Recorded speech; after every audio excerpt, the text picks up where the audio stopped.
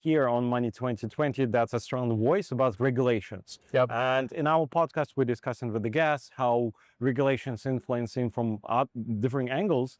And you said in your session that regulation can be a new source of innovation. Yeah. Can you? And it feels a little bit, I know when we are speaking to the public, we're kind of highlighting really interesting and fascinating ideas, but how practical you think it's going to be in execution and how you're using it? What we're doing in open finance is very difficult. It's building a two-sided ecosystem. So it does absolutely require regulation. That regulation should be the foundation for innovation as well. But that regulation needs to be done right. So we need a broad mandate so we can build a good ecosystem.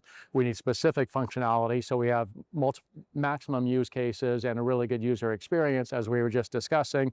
And I need an enforced timeline. So again, PSD3 should hopefully finally solve that second one there. Again, we have a very robust open banking ecosystem in the UK, and it's going in the right direction in the EU. Now, how do you leverage that for a competitive advantage? So there's two sides to this ecosystem.